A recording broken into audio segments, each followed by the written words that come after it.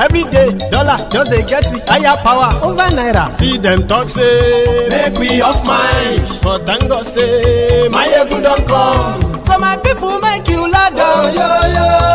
Mayegun don come, oh yo yo. My people make we shout, oh yo yo. Mayegun don come, oh yo yo. Mayegun don come, man of the masses, oh yo yo. Mayegun don come, oh yo yo. Mayegun diary politico, oh yo yo. Mayegun don come, oh yo yo. This one not dey off in mind, oh yo yo. Mayegun don come, oh yo yo. Person wey dey do evil no wan make person talk. Them say that Mayegun, that man too dey talk. He too dey talk. Say Mayegun diary, he dey hot like pepper. But every day, then they take money in bulk. Woman pikin dey the street dey hawk. Still them talk say make we no talk. But thank God say Mayegun don come. So my people make you laugh, oh yo yo. Mayegun don come, oh yo yo. My people make you shout, oh yo yo. Mayegun don come, oh yo yo. Man of the masses, Mayegun don come, oh yo yo. Mayegun diary politico, oh yo yo. Mayegun don come, oh yo yo. This man not dey off in mind.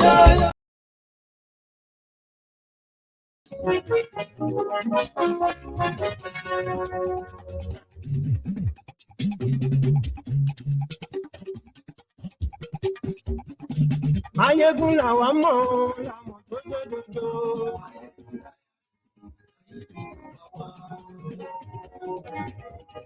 Hello there.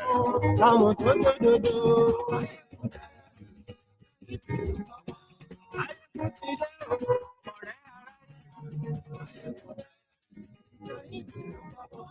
Lórí Facebook, lórí YouTube. Good morning to you, good afternoon to you, and good evening to you from wherever you are watching from. It is Mayegun Live.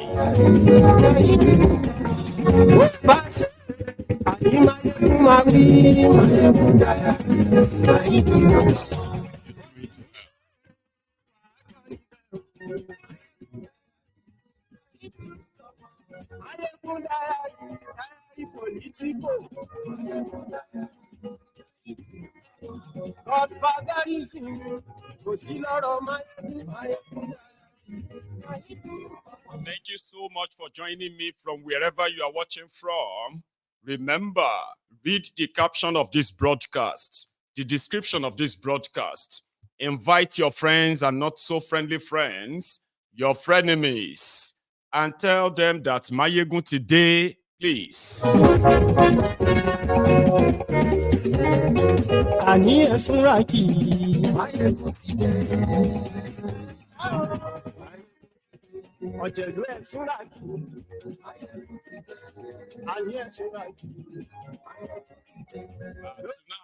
To you, my friends on the Facebook and my not so friendly friends on Facebook, I am beginning to use my backup account, which is the real Mayegun's Diary Politico.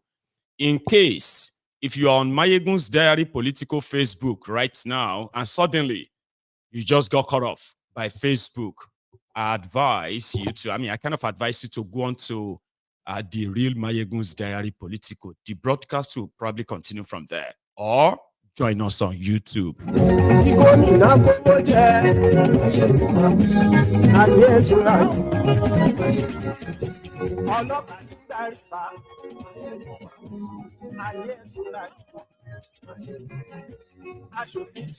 Buhari says he is very happy with Tinubu's performance since he became your president.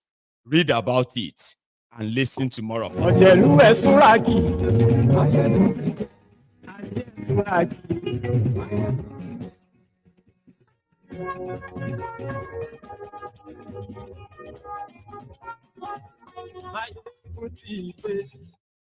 Motide, good morning to you once again. Good afternoon to you and good evening to you from wherever you are watching from.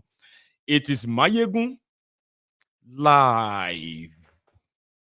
Let me adjust this my screen so that I can look smaller. You can see me very well, right? Please, if you have read the caption of the broadcast, the description of the broadcast, and you have actually shared it, there is a special thanks for you.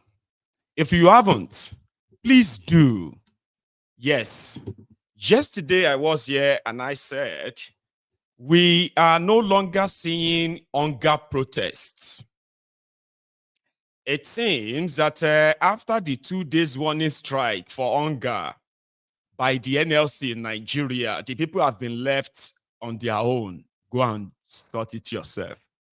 Sure you get. Anywhere where you see chop. This is not the moment they will say, may we not eat our enemy's food. This is not that time.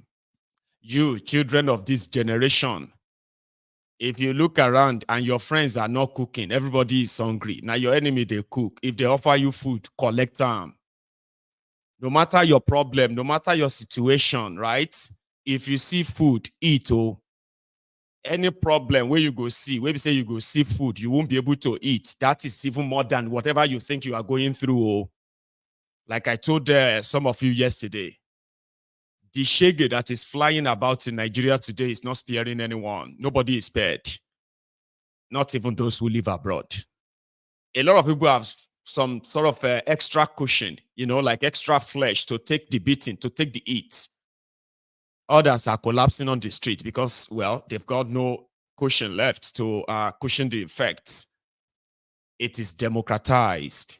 It is foolish for anybody to still be kind of championing tribal, ethnic, religious, and other nonsense in this face of wahala.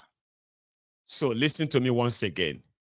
Any problem, no matter what you are going through, yes, hunger. But listen, any problem where you no matter how big or whatever you think your issue is, when you see food, try to eat too. Because if you get to a situation whereby you are seeing food and you can't eat anymore, that's a bunny hell. Do you understand? NLC and every other activist who wanted Tinubu to do something about the rising cost of food prices. They offered him so many ideas, and some of them, I think, they have been putting them to use. Rather than reduce the hardship, it has escalated. Now, the escalation, for those who are even living in denial, Baba, I don't think anyone is strong enough to continue to live in denial or in the face of what everyone is facing now. Therefore, whatever it is you are doing, I also pray that, please, so I advise Tierney, don't forsake you. You have been abandoned, and a lot of you are already, taking their own destiny into their own hands. In Kano, they said a car parked somewhere in Kano. A car that's, public transport, right? A car parked and filled with noodles. Noodles, right? And this person was waiting before they kind of, it's like, you stop over and then you want to leave. And the guy came back and the entire content of the whole vehicle was gone. Everything. Hungry people stole everything they found in that truck. I mean, that car, this is not even a truck. Oh. Yesterday, you saw them when they went after, it was actually 2 days ago, in Zaria, Kaduna, where hungry Nigerians have taken laws into their own hands as well by robbing the food item truck. A truck conveying noodles as well, Indomie noodles. So they stole every pack inside that truck.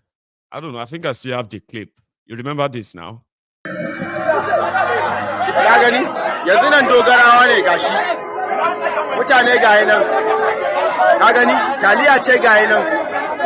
Taliya ce ga nan round ce ga nan suna iba ka gani da yawan mutane ba musulmai bane da yawan mutane ka gani musuluncin na gariya ne Allah ya dare dai aka sako amma ga yana mutane fashi suke yi gashi nan musuluncin ya zama na ƙarya ka gani ba imani ka gani ga nan nan dogarawa ne Zaria Kaduna State ga nan highway. They emptied, you see that truck, that was them the moment they hijacked it. By the time they were done, the entire truck was empty. That was in Zaria, Kaduna State, 2 days ago. Anyway, where you see food, chop them. Very soon, they will begin to break into your shops. You know, right now, the problem is that people can't really afford to buy food, stuff, right?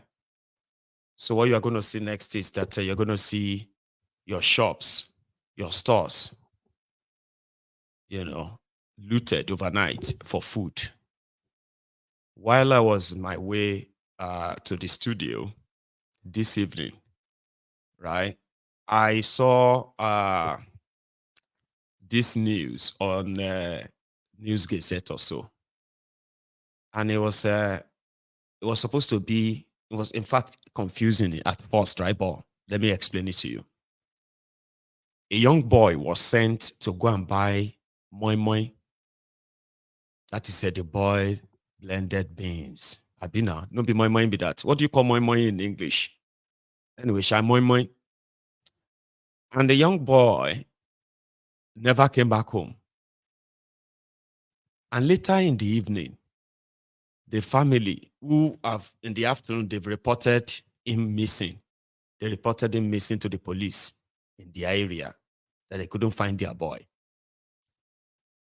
Then in the evening, the police now called. So the police that called, they are not calling that they found a missing boy. They were calling that they have arrested a 12-year-old boy caught, for theft.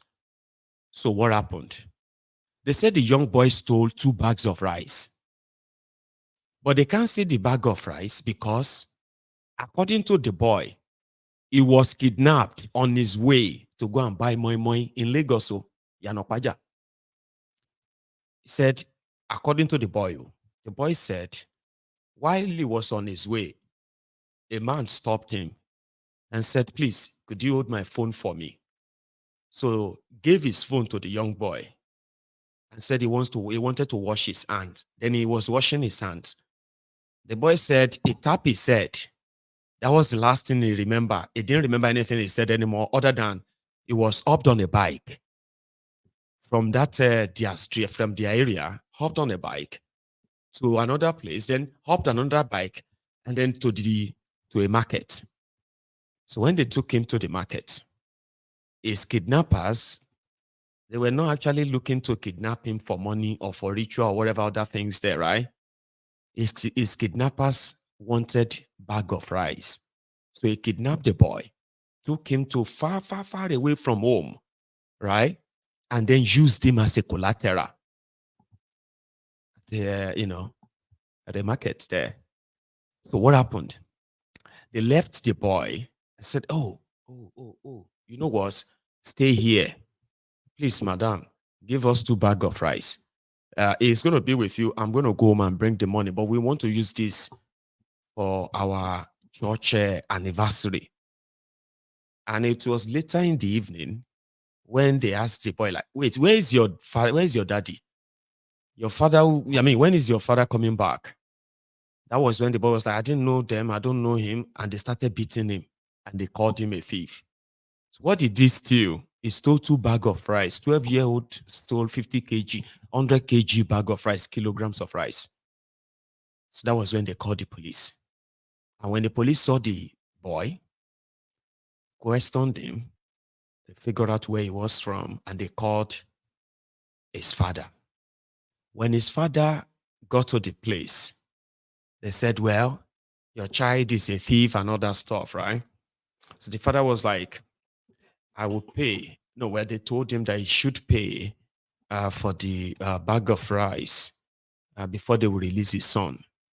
Long story short, he paid for a bag, and it was now the police turn. The police said they won't release the 12-year-old boy unless his father paid bail. And the father said he told them they should keep him. He won't pay any money. So eventually he paid 5,000 naira before the young boy could be returned to his father. Situation in Nigeria right now. True story. This happened just yesterday in Lagos. So anywhere where you see, crime will continue to increase. And this desperation is going to be for food.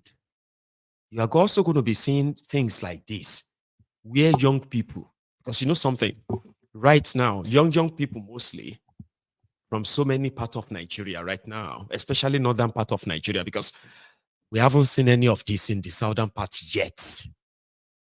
But in northern part of Nigeria, we have seen young people who have mounted roadblocks on the highways, super highways, on expressways, okay, damning any consequence or consequences. And they were targeting trucks or vehicles that have food items as part of their bag, their luggages or what have you. So the deal now then is, if you don't want them to loot your wares, your what you have in your truck, you will either have to part with some of them or some money. Something like this, that's not even they are not even afraid of the military. This one is somewhere around Kogi or so.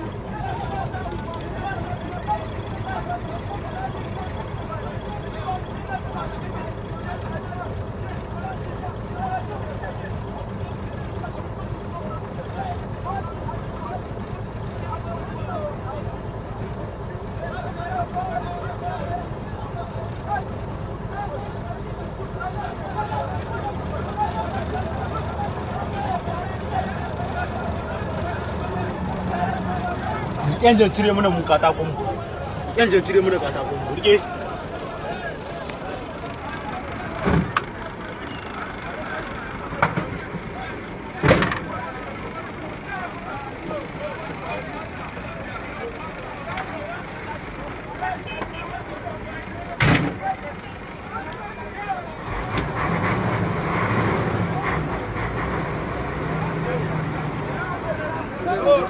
Cire mana da Allah.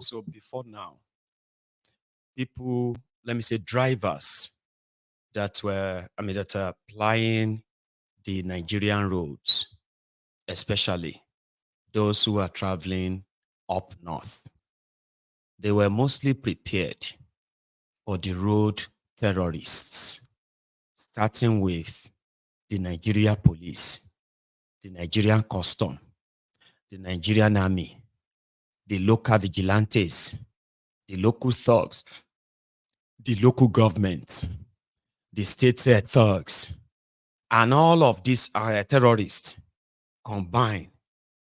These drivers still have to deal with Fulani terrorists called bandits, Kanuri terrorists called Boko Haram, the ISWAP 1, ISWAP 2, ISIL, and so many other terrorists operating in that axis. Now, these drivers will have to deal with hungry Nigerians too. Because sometimes when they stop you, you might think they are kidnappers. Please, please, please. No, you get food. What? Babu, I mean, hey, I did that. No, okay. Babu Abinshi.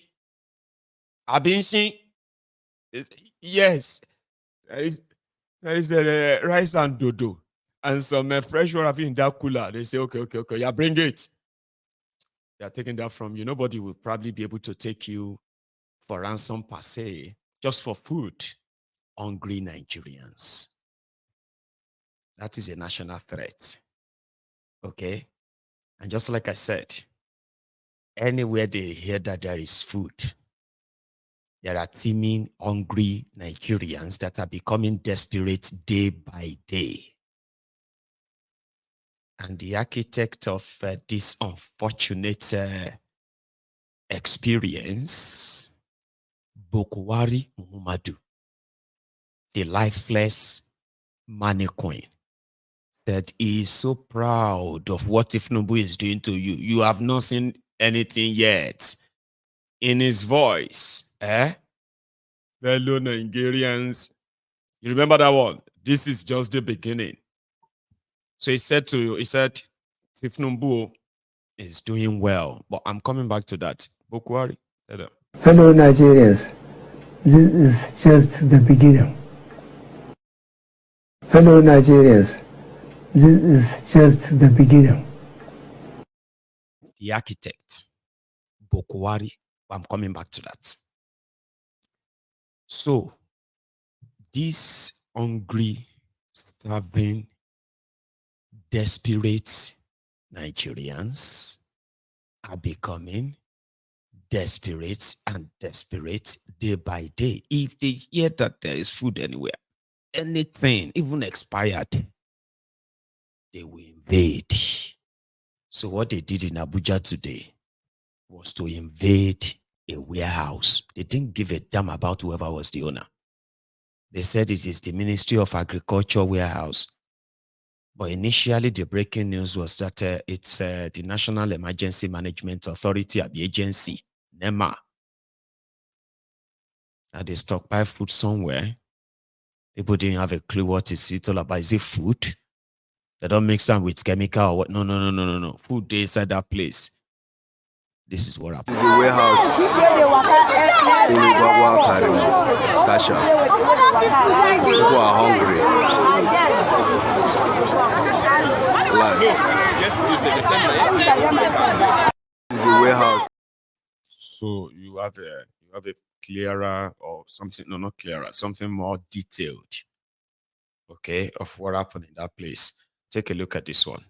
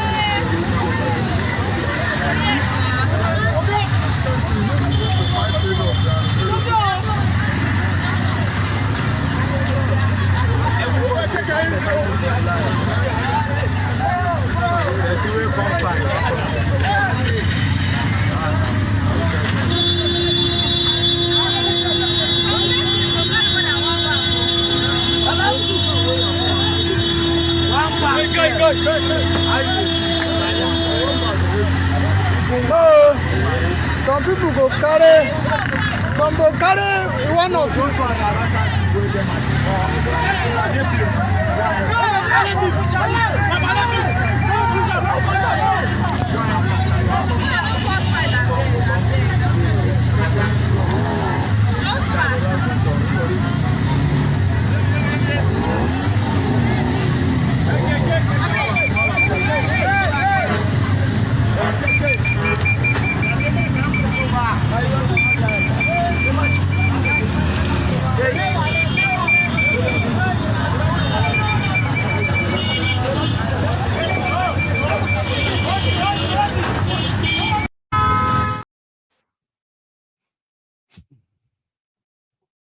That is the situation now.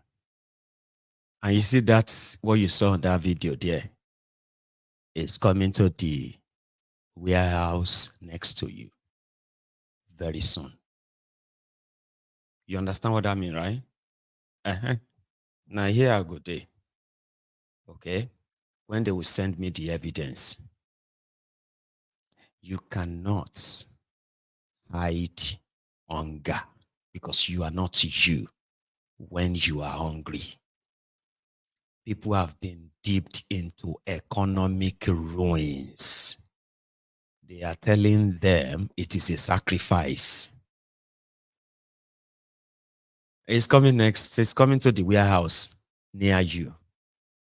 Okay. I just feel sorry for some of you who are businessmen and women who are going to be caught up in all of this. Because Tinubu's government or regime, illegitimate regime, have spent 10 months and couldn't attract a single meaningful investment to Nigeria. Rather, hey, multinational companies businesses that have been in Nigeria for decades, 20 years, 30 years, 40 years, 50 years. They are now saying that they don't find Nigeria business environment profitable anymore. Una they tell una selves, other people will come, other investors will come. Nigeria is Nigeria is being depreciated every day, devalued every minute. You are watching Nigeria, being dismembered gradually, but you are still telling yourselves, hi, ego better. Those who are there, who are still left in Nigeria, businesses that have never declared losses, see, for the first time, they are declaring huge losses. All of you now will save money for your children's education. You bought shares. A lot of you have no idea what has happened to so many people. How so many people turned to Olushi, turned to poor people, almost lost everything. Nothing says about this, your food or no food. Or you think, some of you are thinking politics is a game. Politics is not a game. Now your life, you did take gamble. So, Baba, people bought shares. There are some of you, if you are younger watching me right now, your parents who saved money by buying different shares then, hoping that in 10 years, in 20 years, it will be enough to fund your education or put away for retirement. Go and ask how all of those shares are going up in smokes now. They are going up in smoke. Somebody said they bought share of 1 million naira 18 years ago, hoping that when his daughter turned 18, the interest on that shares, right, would have yielded so much, enough to, it's like saving away for your future, what have you. They say when they send the latest value of his share to him, 11,000 naira, it's pretty much like dead. In fact, they said the most of the companies have liquidated and pack up. All of this are happening codedly inside Nigeria. The last 10 months, you have not had a single major investor because Tinubu no get legitimacy. How do I explain this to anybody who should know this? When you don't have legitimacy, nobody wants to deal with you in the real sense of it. It is like carrying, infectious disease. Disease that if it is not well cared for, treated, you are going to infect other people. Sorry, 1 second. You will infect, so people are going to treat you like you are a contagion. Nobody want to touch you. Tinubu, hitty man, the world knows them. Then when you now take a look at all of the rogues that he has been appointing here and there, they have been looting left, right, and center, front, back, up, down. And you are waiting for something to happen. I mean, how did you actually expect that to really play out? By praying? That's ridiculous. Okay? We can, no, come on, please. Tinubu has no legitimacy. It is a problem. And that is why he is now being friends and his advisors on economy, on security. They are the same criminals who wrecked Nigeria. They are now the ones advising him. And you are seeing all of that. Where exactly do you think that's better, whatever it is, going to come from? The world knows them. This Qatar, they told him, Alaye, no come. Don't come and infect us with your disease, corruption, nepotism, incompetency, especially the criminal enterprise which Nigeria has become is a stain. Nobody really want to bring in their money there. How many times do we need to tell you? Nobody is bringing anything. Tinubu can continue to do photo op in all of this. So Tinubu is in Qatar, where he was not invited. He forced himself, brought all of these other rogues with him. People that are trying to implement, I mean, people who said they are implementing Oronsaye's report. Tinubu went to Qatar in all this your suffering. He went to Qatar to go and tour the museum. Ayemanikao. You see that one with the red arrow? That is Musawa. That is the lady that was supposed to be doing NYSC. But because in Papa, her father was one of those Islamic clerics from northern Nigeria that also deceived their people with Muslim tickets.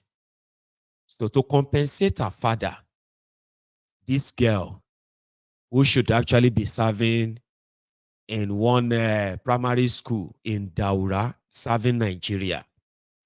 Anyway, she's serving Nigeria here too. So she is the one who took the slot, the political appointment, the compensation for her father. But she's living the life. They were touring museums. Where are the Qataris who brought them? Who are those who invited them? See those who left Nigeria, all of them we will know. You know all of them, Nabi. At least you know some of them. The guy in the middle, that is the guy, the head of Qatari Museum. See Tinubu Bushin Tori Olong. Do you have an idea? There are people caught, people say caught what this lady is actually like, oh, molomo. Hey, she dey carry bag we worth Hermes. I been a Hermes. I be waiting to call this bag. Hermes that they say cost 133,000 euro. Oh, sorry, 116,000 euro. Now, how much that bag cost? So they went to Qatar to go and bring investors to come and discuss about how to bring all of you out of poverty. Why the rest of you are looting warehouses for food and all that. She life no funny. Tinubu is touring museums, old museums, so that investors in museum, maybe in Benin artwork, they will come investing, and Nigeria will get investor from Qatar. Here is a Tinubu touring museum to bring investor to Nigeria. I'm sorry, I just want you to see the place too. It looked beautiful.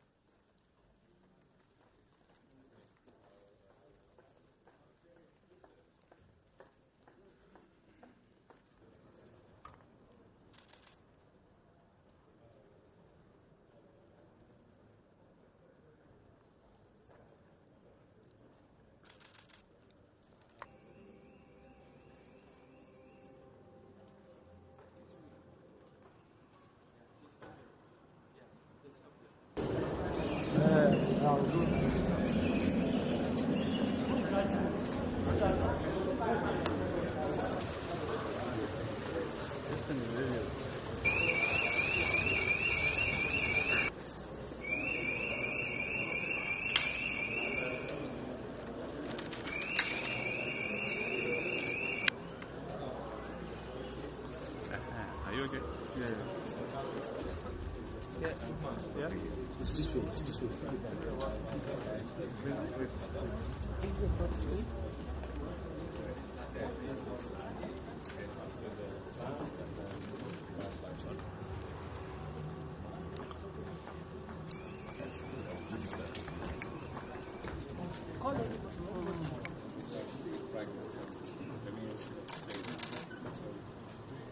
People now are starting to settle in smaller communities.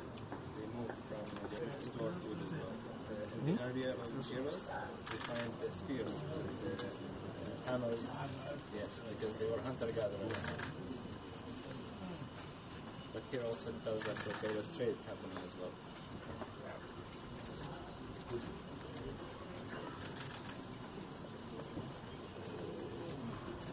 Pearls, and they were exporting the pearls, and they were importing.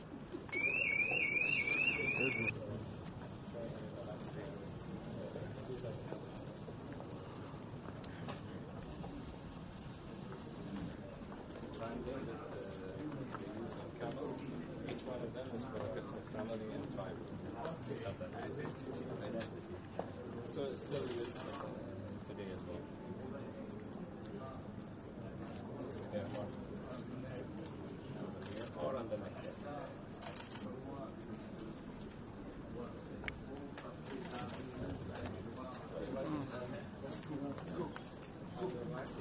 I'll show you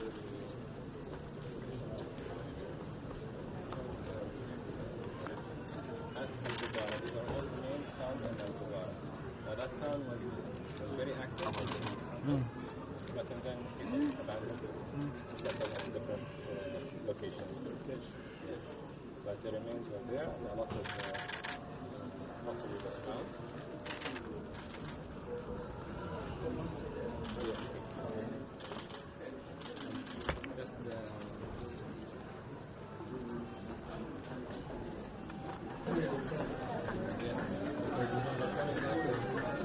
we have the small ones, we have the large ones. The most perfect one is on the top right. That is called Aldana.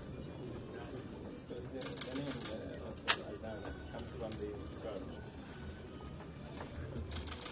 And then we have the small micro ones, which is called Basra. They put the pearl in a prominent position.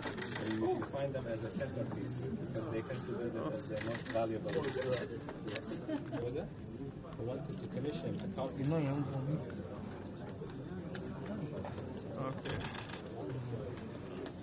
Sorry, your phone, your camera.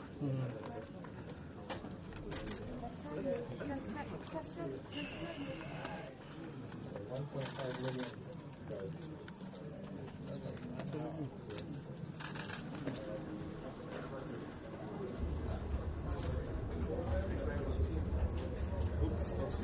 Huh?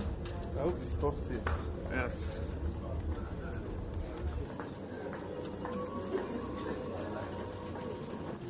No, sir.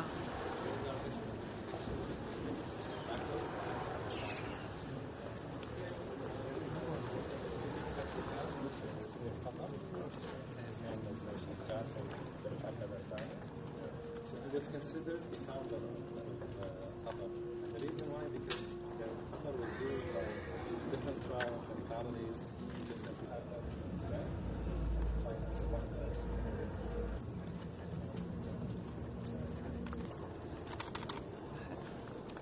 Don't let them.